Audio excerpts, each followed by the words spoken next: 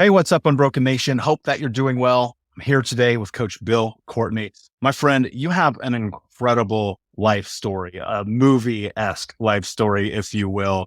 You have been able to transform the lives of countless children. You've been able to build a gigantic business, to win an Oscar, to do things like literally as I'm sitting here, like reading this out, like I got goosebumps because I'm like, I think about the possibility that people have to actually make a real impact. And your story and your background, I know this because you and I have had the pleasure of meeting before, but you didn't come from much. And it's like, I look at your life today and it's like, I'm so inspired and honored to have you on the show. So first and foremost, thank you for being here. Dude, thanks so much for having me. And if I ever need a publicist, I think I'll let you do it. That was the greatest introduction ever. Far too kind. No, well, look, man, it's just, here's what's interesting about that. It's just truth. You know, it's not like I'm sitting here rattling off untruths or things that aren't real or things you haven't done. It's like you've actually been able to do something really impactful and powerful with your life. What I'm curious though is I want to jump off here so we can kind of paint the trail as we go. Tell me about childhood. What was it like growing up for Bill? So I'm a Memphis guy, born and bred in Memphis, grew up in Memphis. I'm 55 years old and I still live in Memphis. I went to Ole Miss to college, and that was the only years I never lived in Memphis, but that's only an hour south of Memphis. So who I am as a Memphis guy, the way I grew up, mom and dad were married young, had me. Dad left the home when I was 4. I had no relationship with him. In fact, he died earlier this year, and I found out because I got a phone call about it. No relationship with him. Mom was married and divorced 5 times.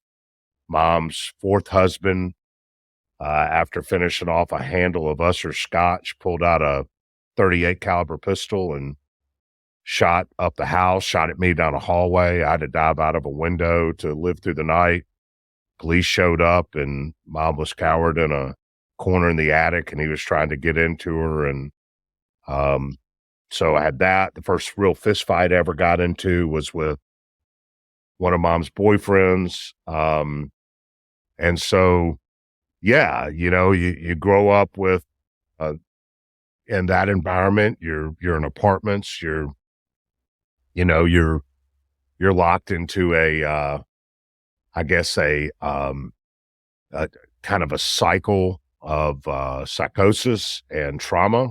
And, the first time I broke away from that trauma really is when I went to college and got away from it. I had 2 grandfathers that were good men that loved me. And my mom, despite all of what was going on, she loved me and did the best she could to care for me, but, didn't have any money, grew up in apartments, didn't have, a lot of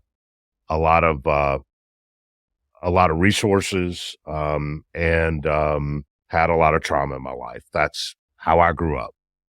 Yeah, that's a hell of a way to grow up, man. And the hard part is, I think not only myself, but many people listening to this can recognize a lot of those similar experiences. I mean, obviously we don't live the same experiences, but I paint a picture of my childhood quite frequently on this podcast and publicly.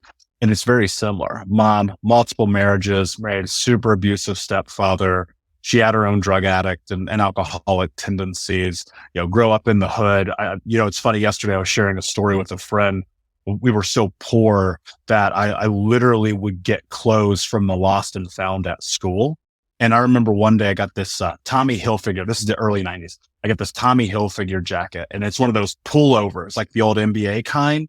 And it's red, white, and blue. It says Hilfiger on the front. And I'm wearing this jacket to school on this cold, wintry day. And this kid saw it and he was like, "That's my jacket." And I remember just this sheer feel of embarrassment, of shame, of guilt, of pain from something I had no control over. And Bill, you know this as well as I do, that those traumas, that psychosis you mentioned, that tends to carry with people forever. And there's spaces of like doing the work and healing and overcoming. And I look at your life and I go, there's no way this guy has the life he has without doing some work in the process. How have you been able to take all of those things, many of these things that most people would say and play victim to, that would destroy their life, that would take from them, and yet not necessarily use them to your advantage, but not allow them to be used to your disadvantage. Bro, two things you just said are something I echo constantly. And I'm going to share both stories with you to answer your question. One is you spoke about victimhood, and I want to talk about that second. The first thing I want to tell you is I lettered in 6 sports in high school. I'm 55 years old and fat now and don't look like much of an athlete, but back in the day, I could go a little bit. And my father was the starting quarterback all 4 years at East High School in Memphis, which back in the day was like the school. Sybil Shepherd actually graduated from that school. It was the school. He was also the point guard for the basketball team. He ran track. He actually held the 100-yard county record for the 100-yard up until the early 90s. And he went to school in the 60s. He was a dog. Well, he was really interested in sports. And back in the day, when everybody still got a newspaper, the sports page always printed all the high school results. I lettered in 6 sports. I was all state in all conference in a couple of sports. I know daggum good and well that man knew what I was doing. Yet he never once saw a single down, a single at bat, a single shot, nothing. And I'm telling you this, and I'll get to the point. Then you've got these other stepfathers that come into your life.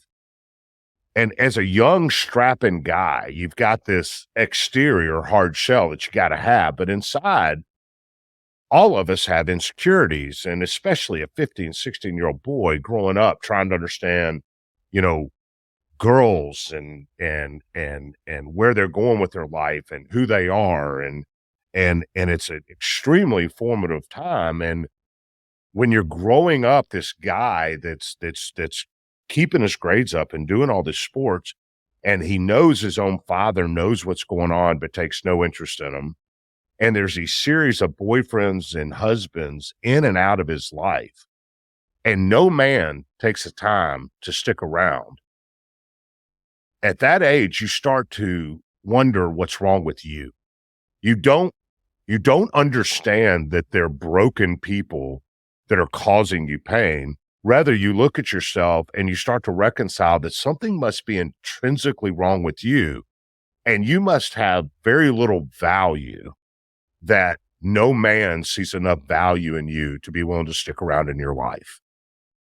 And you carry that valuelessness with you. And oftentimes it manifests itself in, if you don't think anybody values you and you start to think you are valueless, then you engage in behavior that's destructive. You engage in all kinds of things, because if you're not valued, what's to keep you from doing destructive, harmful things? And so if you look at our inner cities and you look at the fatherlessness and you look at the trauma going on, and sometimes it's second, third generational, and you wonder why 16, 17, 18-year-old kids from the hood are oftentimes engaging in destructive, horrible behavior, you might want to ask yourself, what is the environment they're growing up in, and what is the stimulus that is convincing them that their life lacks such value that there is no reason to do the right things? And I experienced that, and I know it in a real, real way. And you said, you have to overcome it. I will tell you, I was 40 until I came to terms with it. I carried this into my early marriage. I've been married to the same woman for 31 years. She's a saint. We had 4 kids in 4 years that are now 25, 26, 27, 28. And until my wife explained to me that I was being the biggest butthole on the face of the planet every Father's Day and Christmas and Thanksgiving, and that I needed to decide that I could celebrate fatherhood, not from a point of fatherlessness, but from being a father. And I started to make that transition. That trauma lasts a long time in a lot of men, and a lot of men are unwilling to discuss it, or maybe not even recognize it. Fortunately, I had a wife that proved to be a beautiful mirror for me. But that trauma is lasting. It is dangerous, and it incents people to engage in destructive behavior that we see replicated across our country on a daily basis. The thing that really got me to start thinking properly, second thing I want to tell you is, I got in a fight in high school. And back in high school, when you're an athlete, if you get in a fight, you don't go to the principal's office, you go to the coach's office. And trust me, the coach's office is a hell of a lot worse than the principal's office, especially when you're like one of his guys, right? So I knew Coach Spain was going to beat the ever loving hell out of me for getting out around and fighting and carrying on. And Coach Spain was a guy from a little town called Milan, Tennessee, cotton farmer father. He was a no nonsense, yes or no sir guy, hardcore, but he also had a massive caring heart for the kids that played for him. And so I sat down in his office expecting just to get blistered. And he looked at me and said, "Why'd you get in a fight?" And I said, "Coach, I'm just so angry all the time." And he said, "I understand." And he said, I was Billy back then. He said, "Billy, let me tell you something." He said, "You have a reason to be angry. You're dealing with a lot of stuff. I know what you're dealing with at home, and I know what's hard on you, and I know you're angry." He said, "But you got a choice to make, bro." He said, "You're old enough to make babies, and you're about to be old enough to serve our country. So I'm going to call you a young man at this point. And young man, you have a choice to make.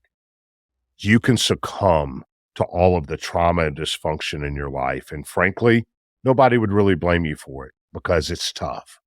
And he said, "But if you do that, understand you're going to be the very thing one day that's making you so angry right now." He said, "Or you can make a decision. You can decide you're going to dig your heels in the dirt and you're going to be a rock that other people break themselves on." And he said, "Because you have that strength in you. So it's a choice that you need to make, young man. Are you going to be a victim of these circumstances and let it destroy you and you become the very thing you detest? Or are you going to dig your heels in and be a rock that those idiots break themselves on and you're going to climb above it and be better? It's really up to you." Man, I got a little emotional for a sec. I've recorded 700 episodes of this podcast, so it's rare that I ever get emotional, but you said something that really struck me. And it is so much of the environment that we grow up in is a reflection of how we think our self-worth is determined. Growing up with an abusive stepfather, I only met my real father one time on a birthday for like 30 minutes. I've had all these mentors and my coaches, right? But most of these guys were hurt too. Like you would be in practice with them. It's like, I feel like these guys are taking out their anger on us. It'd be kind of chaotic. Cause like I played multiple sports. I played 4 sports when I was eligible. And when I was eligible, dude, I've got countless trophies and ribbons and awards and certificates and blah, blah, blah. And it was like, man, I'm very grateful that I had sports to kind of usher me through, because I don't know what I would have done otherwise. Now, of course, because of the decisions of my environment, I got expelled from high school 3 different times. One for selling drugs, one for being absentee, and then once for fighting. And I remember I was 18 years old, and my high school business teacher, shout out Mr. Bush, who was also the basketball coach. I didn't play basketball. I'm terrible at it. So I wrestled. And Mr. Bush, he's my first period class. I go up to him one day and I say, "Hey man, look, I'm gonna keep it real with you. I'm not coming to your class. This is a 7 a.m. class and I'm out at night selling drugs. I'm working some part-time job, just trying to help keep the lights on, pay bills. My grandma's in a coma and I'm living with my little brother. And it's like, we're on our own at 17, 18 years old." And he comes up to me and he goes, "Look, dude, I get it." It's one of the things I think about. There's wisdom and there's intelligence and there's wisdom. And Mr. Bush had wisdom because what he brought to me, he said, "Hey, I get it. This dude's been coaching and teaching for 20 years, Bill. He's seen everything. He gets it." He goes, "Just check in with me and do homework." I did that 0 times in an entire semester. And it was interesting because he was actually, I'm going to use this terminology. He was the only teacher to ever stand up to me. Like I'm a bolstering guy with a big personality. I'm 6'4", 220. I'm a big human with a big personality. And he goes, "You're not graduating. You're not walking down the path with your friends. You're going to summer school." And Bill, is the most important and embarrassing lesson of my entire life. I got uninvited from every graduation party. I got uninvited from every get together, from the senior field trip, everything. And I had to go to summer school. And in summer school, this teacher, it was the polar opposite experience. He looks at me, he goes, "It's so obvious you don't want to be here. You're disrupting the class. All you're doing is flirting with girls," which these are true. And he goes, "We're going to give you the diploma. Get out." And he said a sentence to me that it may actually be the last thing I think about before I die. He goes, "We'll let the streets figure you out." And I remember that, like you, was my choice. It was my moment, my line in the sand, where it was like, dude, you better do something different or your ass is going to prison, like your family members, like your community, like your friends. And fast forward, dude, my 3 childhood best friends have been murdered.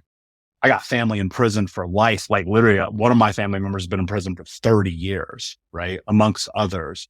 And I look at that and I go, we have to make decisions.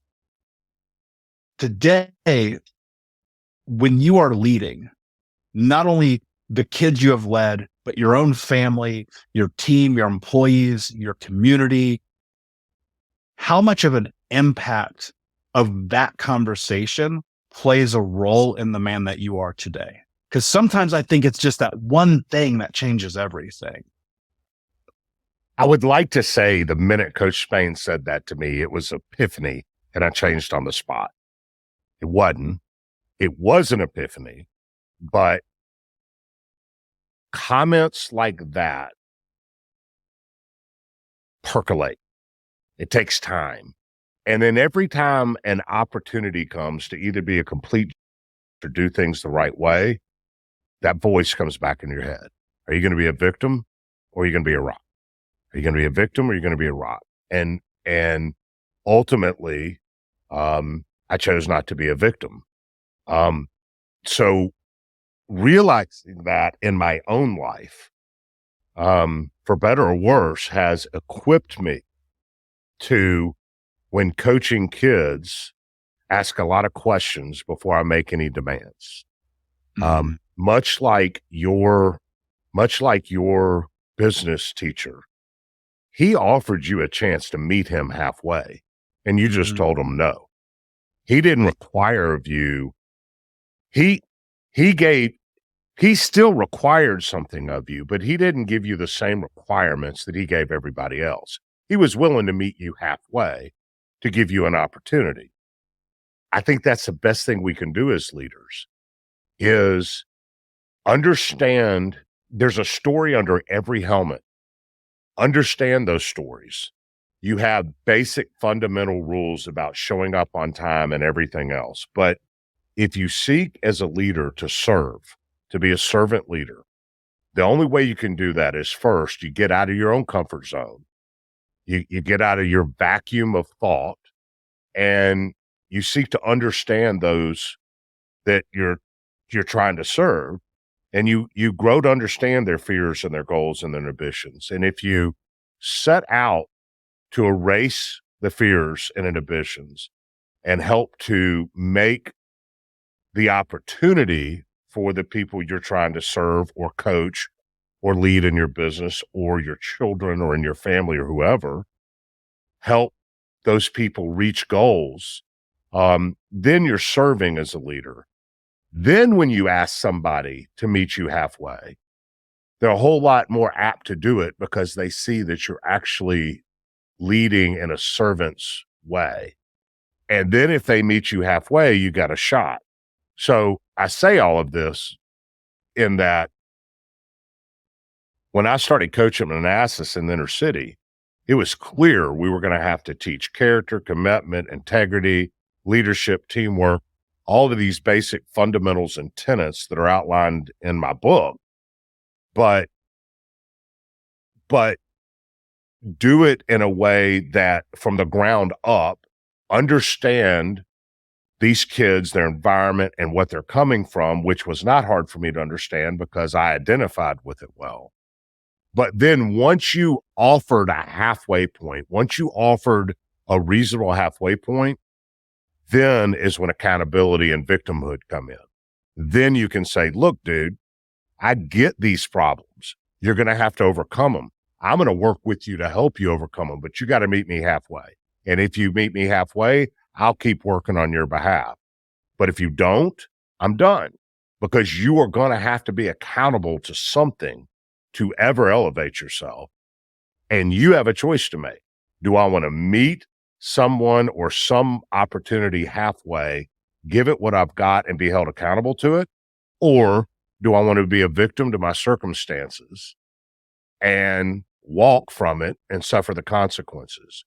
And I think you have to clearly articulate that that's how it's going to be to the people you want to lead, and stay consistent in both your service and in your accountability, and remind them that that's how it's going to be.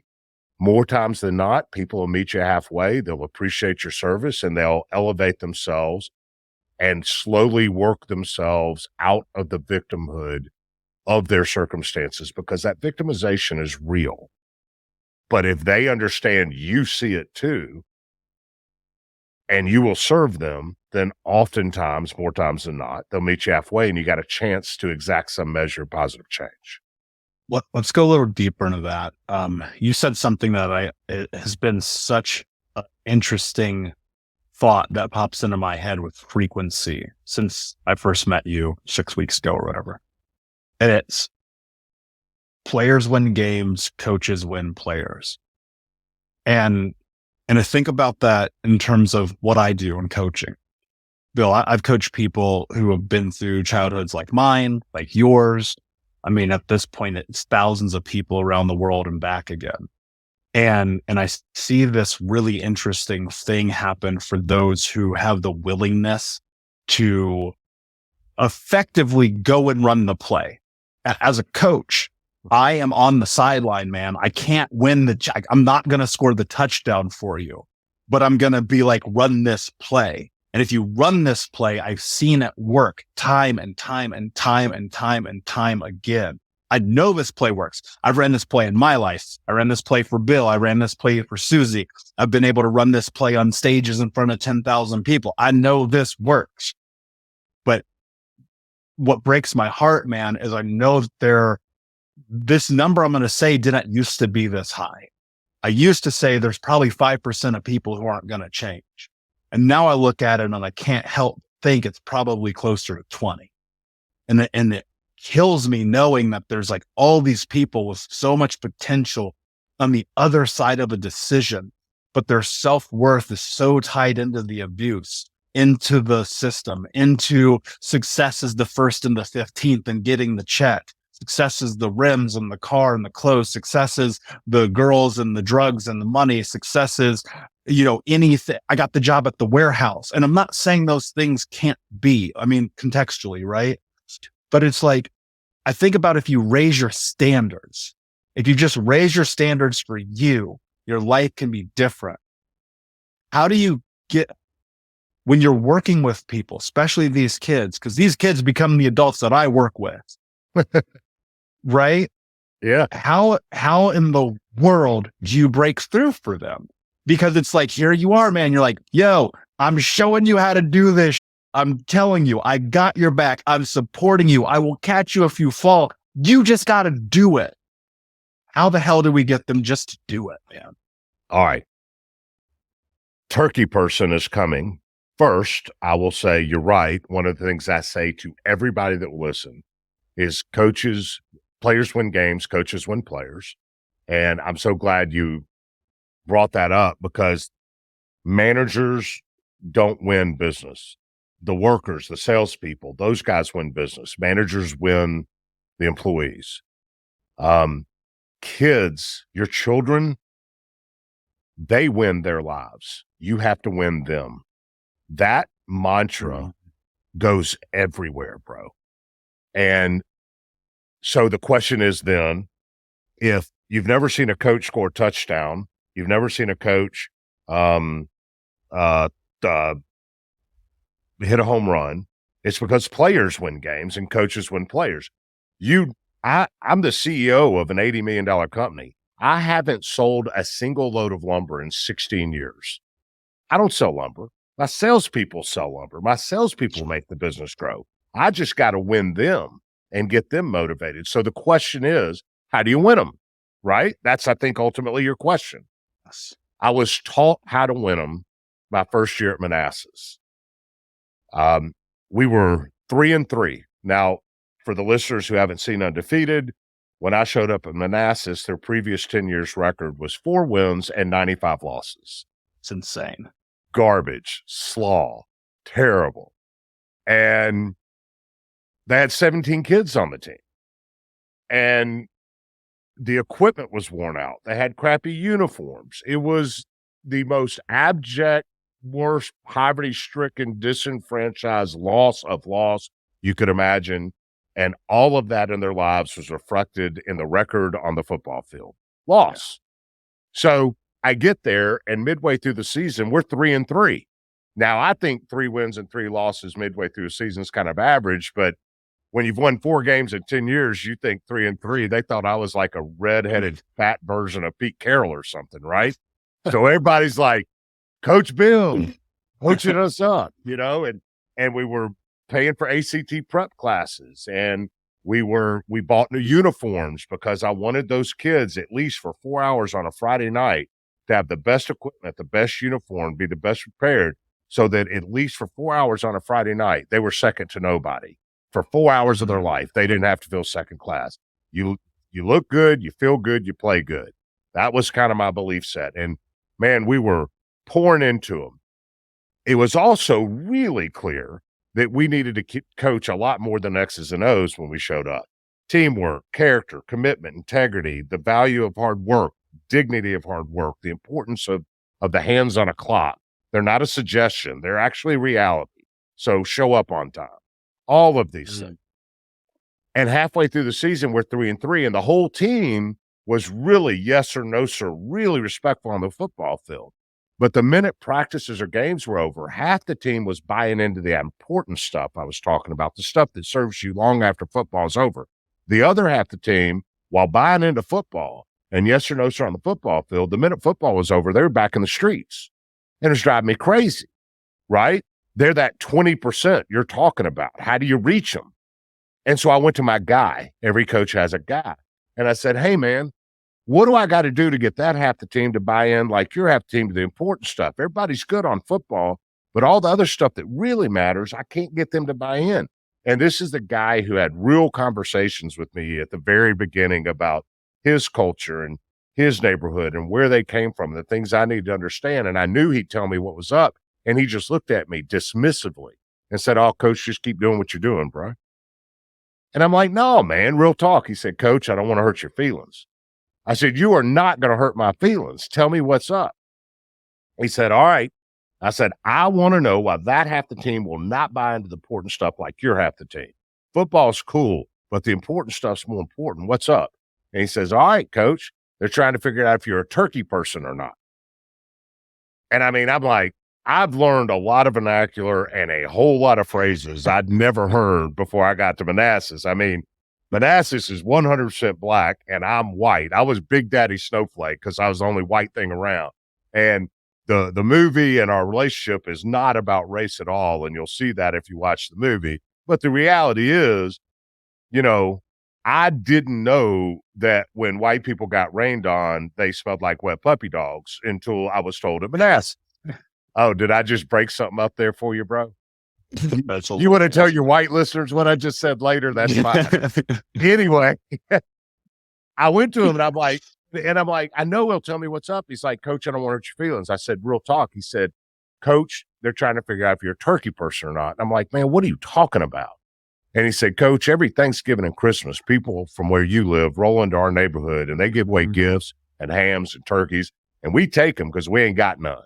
But then they leave and we never see them again. Never see them again. Makes you wonder if they're doing that because they really care about us or they're doing that to make themselves feel good.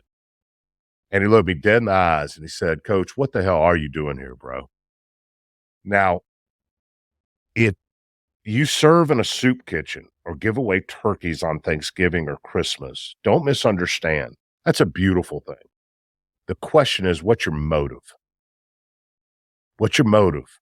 Are you doing that because when you go back to your neighborhoods and everybody slaps you on the back and says, "Man, that's wonderful what you did for all those poor little black kids down there at Manassas"? Are you doing that because of the way it makes you look and feel? Or are you doing that humbly and quietly, simply for the edification of people who are not as fortunate as you? Same question in business. Why are you trying to raise yourself up to be a manager? Is it because you want the quarter office and the raise? Nothing wrong with being exceptional, getting a quarter office and the raise. But are you doing it only for you or also to help exalt the people that are helping you be successful? And so it pissed me off, dude. I mean, I'm like, I'm here every day. ACT prep classes, I'm spending my money, I'm spending my time away from my kids. I'm like pissed because, you know, if you think I'm a turkey person with all I'm giving in here, man, I'm going to tell you something. You can't help these people. You can't help these folks. This 20%, you can't help these folks. If they think I'm a turkey person. And then I started listening to myself. And anytime anybody asked me about my time at Manassas, is like, "Bill," the Commercial Appeal, the daily newspaper in Memphis, had me on the front page, not the sports section, but the whole front page, 7x9, a picture of me. And the title was Manassas Miracle. People would walk up and said, "Manassas 3-3? How's that working?" "Well, man, we're working them hard. We're coaching them up." "What else?" "Well, I got them taking ACT prep classes." "Well, what else?" "Well, I got them new uniforms." "Well, what else?" "Well, I got them new equipment." "Well, what else?" "Well, I got them winning games." "Well, what else?" "Well, I got them doing homework." Anytime anybody asked me anything about Manassas, I was all too pleased to tell them all that I was doing. Meanwhile, I had kids getting called Uncle Toms and sellouts. That white coach ain't got nothing for you, bro. I had kids doing homework getting called chumps. Homework? "Man, coach makes me do homework." "Man, you a chump, man. He's selling you out. You know he is." I had kids that were getting beat out of gangs because my only rule was the only colors you could wear are blue and gold. Manassas colors, meaning you couldn't wear red and blue and black and GDs and Crips and all that. You can't wear that. So some of these kids had to get beat out of gangs in order to play. I learned that kids sleep in tubs in the hood because in the hood, the houses are old, the tubs are cast iron. And the reason you lay a baby in the tub at night is because if there is a drive-by outside, the baby survived. I had kids doing all kinds of things outside of their reality to be part of one positive thing in their life. And anytime anybody asked me anything about it, I told them everything I was doing because it did make me feel good. See, my motive was off. So what I started to do is anytime people asked me about Manassas, I told them all the stuff I just told you about the amazing steps these kids were taking. I took a back seat because I found out the greatest measure of the success of the leader is the actions of the followers. And the actions of my followers was poor, which meant I had a problem. I just needed to see it. And the greatest leaders of our time always give credit to the followers when things go well and take the heat when things go wrong. I was taking the credit when things go well. I started giving the credit to the kids. I started pointing out all the things they were doing. I stepped back and let them have the limelight. And in doing so, that team grew to 75 players and went to 18 wins and 2 losses. And I ended up in a movie that wins an Academy Award because the payoff is this. As a leader, if you're motivated by the right things and you give credit to the followers when it goes well, the payoff is this. It comes back to you in spades, bro. And I'm living proof of it. So how do you reach that 20%? Don't be a turkey person. Be motivated by their exaltation. Be consistent and don't give up on them, and show them that you're there to serve them, not to be served by them. And you have the best chance to reach them. Yeah, I think that's not only a great analogy and parable for leadership on the field and in business, but in the home also. No doubt. You see so many of these. It drives me nuts. I don't have kids yet, Bill, but it drives me absolutely crazy when I see some of the children's schedules of just the kids in the world right now, and I'm like, why the parents keep those schedules and then helicopter over them the whole time. That's exactly right. And which it's is like, nuts. yeah, it makes no sense to me. And it's like your kids, my thought and opinion of it is that your kids should follow suit. You should be leading the home, not the children. And what's really interesting about that is there's this need that we have for love, for admiration, for care and support from both our family members, our friends, our community, but for most people, their children. And I'm going to put on my parent hat, not being one, but I see this happen frequently where it's like we see these people bend to the needs of others and putting themselves secondary in the hopes that the backside of that decision will be love, will be support, will be compassion and care. How important is it? And especially, dude, in this environment, I mean, how I grew up, my school, Northwest High School, the year I graduated was on Harris Poll's list of what was called a dropout factory, one of the worst high schools in America. Pregnancy rate was something like 24%. Graduation rate from freshman year to senior year was something like 18%. The school has now been closed, defunded. I literally saw kids get murdered outside the front of the school. We had real cops with real guns. Like, you get this because you were in that environment in Manassas. I get it because I grew up like that. Many people listening to this show grew up like that. And then what happens is we become adults and we find ourselves breaking our boundaries, breaking our moral character, breaking our integrity, breaking our commitments in the hope that someone else will fill us up, will give us love, will give us support, will give us the thing that we were denied in childhood. Because as adults, we seek the thing we did not have. People ask me all the time, like, why are you a public speaker? I'm like, I was invisible as a kid. I love being in front of 10,000 people, but I know that about myself. And I think the cornerstone of life and success is know thyself and be honest about it.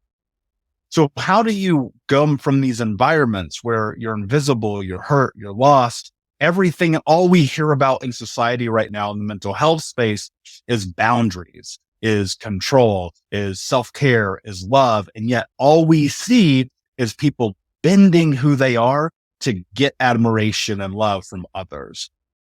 Especially in this pursuit that you've created, how is it that we as individuals can have integrity, but also have love, can have boundaries, but also have community, can have everything that we need to be who we are, but also serve? I used to tell my children every single day, I don't care if you like me. I care if you respect me. And the reason is you will love what you respect eventually. I adore my children. They are, and this is a very purposeful adjective. They are delicious. I savor them. They're the most important thing in my life besides my wife. I would go to the wall for my children. And I love them too much to allow them to be. So, growing up, I was not the cool dad. I was the hard dad. Now, fair, but hard. And I told them their whole lives, you will respect me. You don't have to like me, but you'll respect me. And that respect, eventually, as their minds matured and grew older, they grew to love me deeply because they do respect my character, my commitment, my consistency. I think that also translates to self-respect. If you can't respect yourself, you can't love yourself. And you will never respect yourself because when it's you and you in the mirror and only you know who you are. You know what you're doing right and doing wrong. And if you continue to be a victim of your circumstance and continue to do things that are destructive, not right to other people, not right to yourself, you will not have self-respect. And if you do not have self-respect, you will not have self-love. So if you can't respect first, you will never find the love that you need to find of yourself. And if you can't love yourself, don't expect anybody else to love you. It all starts with respect. It all starts with baking a foundation of character, commitment, integrity, doing what you say you're going to do, and being a solid human being. So when you look in the mirror every morning, you can say, I'm a man of my word. I do what I say I'm going to do. I'm going to be respectful to other people, even if they aren't respectful to me. I may disagree with what you have to say, but I will defend with my life your right to say it.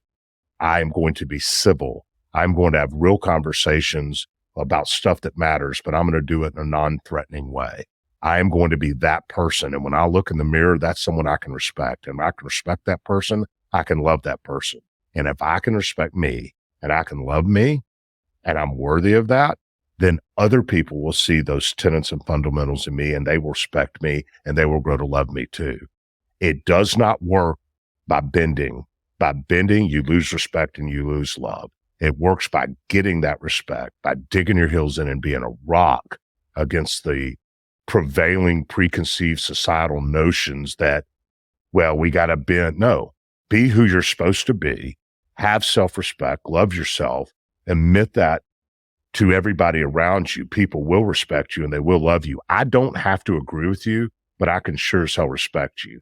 I am a white, Southern Christian guy who's probably politically, I'm very centered, frankly. I'm fiscally right and socially left. So just call me centered. I've voted for Republicans and Democrats in my life. One of my best friends in this world is in LA, is a Jewish gay man married to his husband who have surrogated 2 children from a lady in Seattle who is the most progressive person I know. But you know what? I can have the most real conversations with that guy about things that we disagree about, but we do it in a civil, non-threatening way. This man has built a business. He's cared for his children. He's very active in his synagogue. I have so much respect for that guy because the way he carries himself and the tenets he employs in his life, that I love him, even though he is a polar opposite of me. And we agree on almost nothing except that we respect one another. And based on that respect, we can love one another.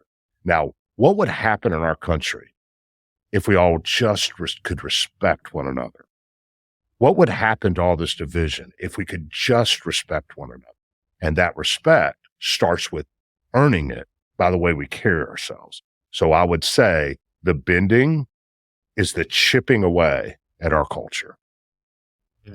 I would agree. And I think there's 3 steps that you could take to get to respect. And I think I figured this out because at 25, I had wasted $1 million.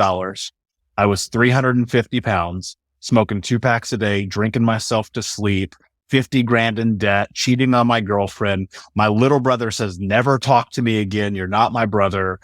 And my car got repossessed. I had a beautiful 2004 Cadillac CTS. It was like Bad Boys 2. It was like dream car. I bought that car at 20 years old. Nobody does that, right? And I realized had is the operative word. No, it was real funny when they had it on the tow truck. And so, it's like I look at that and I go at 25, I had zero respect for myself. Heading into 40, I have enough that I can build an empire on it. And I think there was 3 things that have been able to allow me to do that. And I try to instill this in people. 1, you show up. That's like step 1. Like you just got to get your ass in the room, man. Number 2 is you be honest. We're taught to lie. It's insane to me. Like it does not serve you. And then 3 is you just execute. And as well as I do, like even the best coaches in the world, we think we have the game plan and you're going to make mistakes. You're going to screw up. But, it's about having that goldfish memory to some extent, really. And in that memory, I think it's like, can you forgive yourself? Can you let go? Can you pick up where you are and not have a defeated attitude? Because, this as well as I do, man. Like I screw up all the time. And it's not intentional. It's not like when I was 25 and I'm going around the world, like not thinking about my actions. Today, it's like, I really put a lot of thought in this. It didn't work. I messed up. The relationship didn't work. The business didn't work. The friendship didn't work. The routine didn't work. Okay, cool. Let's reset, recycle, get back in here. And then it's about the rinse and repeat. I want to say something about what you just said because it's so true. If you have a proper foundation built on those tenets that we're talking about, when you go out to the fringe and you screw up, you don't fall all the way to the basement. You just fall back to the foundation, which means you can go back. You're right. We make mistakes, things, but if we build the right foundation around the right tenets in our life of respect and character and all of the things we're talking about, when you do mess up, it's not a 24 drop. It's just a story, because you fall back to your basis. And once you have that basis, that gives you the temerity to go out and try other things and be creative and give it shots. But you're always falling down to a place that, you can really quickly build back from, but you can't do that unless you have those tenets in that respect. And I think that's a difference in now in your life. And when you were 20, you didn't have that basis. So when all the stuff went away, you probably went in a hole that you had to dig out of. Now, when you make a mistake, now when you make a mistake, it's a bump. It's not that big a deal. It's not life shattering. Yeah. At 26, I was for sure at rock bottom. Like the only way it got lower is if I killed somebody. And I mean that, like it was a dark place. And I was on that path for sure. So, I look at that and then it's like, but you have to earn every inch. You really, truly do. You have to earn every inch. And it's like, do the thing you said you were going to do, stop lying and just try. And if you do that, man, oh my God, your life is going to be so different. Bill, dude, this conversation's been amazing. I want to have you back. We need to go deeper. But with that said, my friend, before I ask you my last question, please tell everyone where they can find you, learn about the new podcast, and discover more about what you've been able to accomplish. Well, you can find me at coachbillcourtney.com and book and movies and stuff there. But most recently, most currently, and really to me, most importantly, 3 months ago, we released An Army of Normal Folks. The podcast has been as high as number 10 in the country on Apple.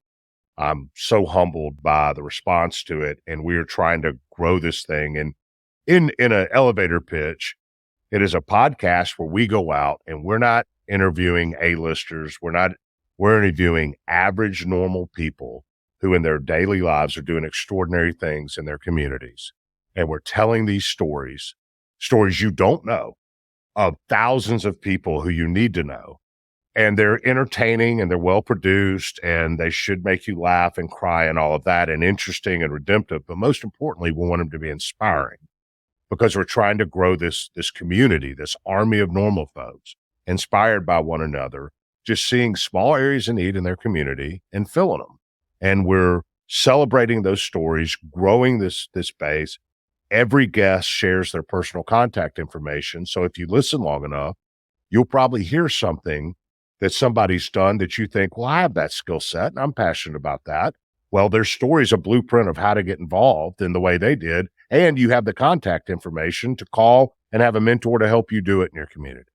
So we're trying to build this army of normal folks working in and around the country, that we can celebrate one another and hopefully continue to fix the it. So normalfolks.us. You can email me at bill@normalfolks.us and reach out, listen, and you can get it on iHeart, Spotify, Apple, wherever you listen to podcasts. And I just hope your listenership will give it a shot, and I bet they'll be inspired and really like what they hear. Yeah, and I'm going to encourage them to go check that out. Guys, of course, go over to thinkunbrokenpodcast.com, check the show notes for this episode, and as well as the newsletter where we will have all this information and more. Bill, my friend, my last question for you. What does it mean to you to be unbroken? You and I are cut so much from the same cloth. The Nuvi title is undefeated. And I tell everybody all the time that has nothing to do with wins and losses on a football field. It's about not being defeated by your circumstances, the very circumstances you and I have talked about this entire podcast. What it means to be unbroken is to be that rock, is to not be a victim of whatever everybody on this planet suffers some form of difficulty and trauma in their life. And it's making the decision to be the rock and not the victim, and not allowing the difficulties of life to break you, but rather be unbroken, not because life's perfect, but despite life's challenges. Undefeated, unbroken is basically talking the same language. Mhm. Brilliantly said, my friend. Thank you so much for being here. Unbroken Nation, thank you so much for listening. Please like, subscribe, comment, share, tell a friend. And remember, every time you share this episode, you're helping other people heal, transform their trauma to triumph, and to become the hero of their own story. And until next time, my friends, be unbroken. I'll see you.